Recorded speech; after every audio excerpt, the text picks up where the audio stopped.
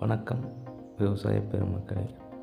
இப்போ நாம் பார்க்குறது ஒரு 16வது நாள் நடவு நட்டி 16வது நாளான நெற்பயிரை நாம் ஒரு பார்வை பார்க்க வந்திருக்கோம். அதில் என்னென்ன குறைகள் இருக்குது, என்னென்ன பிரச்சனைகள் இருக்குது, அதுக்கு என்ன தீர்வு அப்படிங்கிறத பார்க்கலாம். இப்போ இது ஒரு சுமார் ஒரு 7 ஏக்கர் நெல், 38 ரக நெல் ஒரு 5 ஏக்கர், ஒரு 5020 ஒரு 2 ஏக்கர். இதில் என்ன பார்த்தோம்னா, இப்போ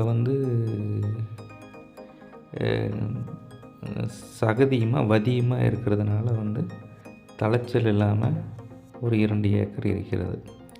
அதற்காக தண்ணீர் பாய்ச்சாமல் காய விட்டதுனால இதில் வெடிப்பு களைகள் வந்துருச்சு. களைகள் நிறைய வந்திருக்கிறதுனால அந்த களைகள் முதல் நாம் கொல்லணும்.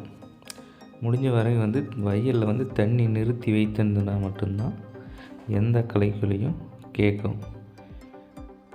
கீழே அவங்க பிரிட்லாக்ளோரும் ஒரு குரண களைக்கொல்லி போட்டிருக்குறாங்க. இருந்தாலும் தண்ணி நிற்காதனால சிறு சிறு புட்கள் வருது.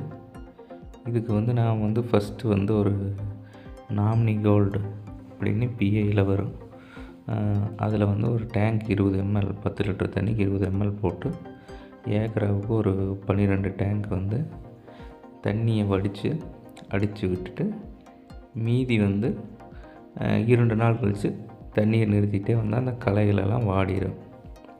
அதுக்கு அடுத்தது ஒரு வதிகாலம் இருக்கிறதுனால ஜிங்க் சல்ஃபேட் ஏக்கராவுக்கு 10 கிலோ மணலில் கலந்து தூவிடணும். இதை செஞ்சுட்டு அடுத்த கட்ட நடவடிக்கையாக ஒரு 25வது நாளில் நாம் ஒரு யூரியா ஏக்கராவுக்கு ஒரு 25 to 30 கிலோவும், கார்டாப் ஹைட்ரோக்ளோரைடு 4G குரணை ஒரு 5 கிலோவும், நெல்லுக்கான ஜிங்க் அதிகமாகிற நுண்ணூட்ட கலவை ஒரு 5 கிலோவும் கலந்து ஏக்கருக்கு ஒரு ஏக்கருக்கு தூவி விடணும் தண்ணீர் நிறுத்தி. பிறகு ஒரு 5 நாள் கழிச்சு ஒரு நம்மளது cartap SP powder tank 20 gram, அதுக்கு அடுத்தது டைத்தேன் பவுடர் அப்படிம்பாங்க, மேங்கோ சிப், அது ஒரு டேங்க் ஒரு 35 கிராம்.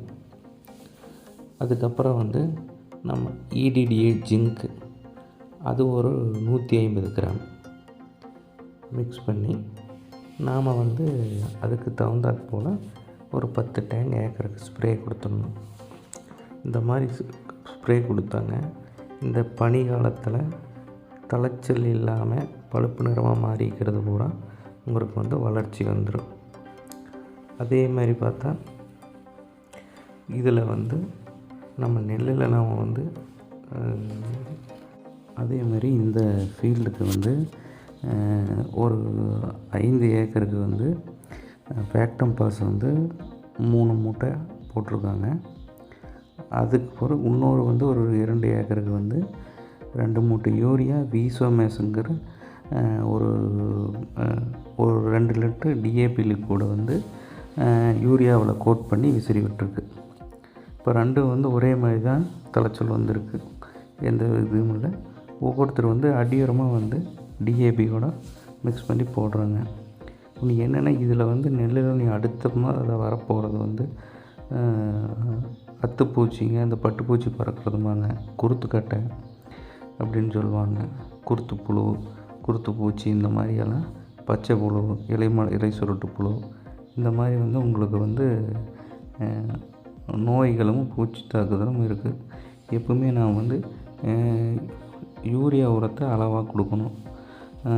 அதிகமாக யூரியா உரம் கொடுத்தா நோய் தாக்குதலும் பூச்சி தாக்குதலும் அதிகமாக வர வாய்ப்பு இருக்குது. அதனால் அளவாக உரங்கள் கொடுக்கணும்.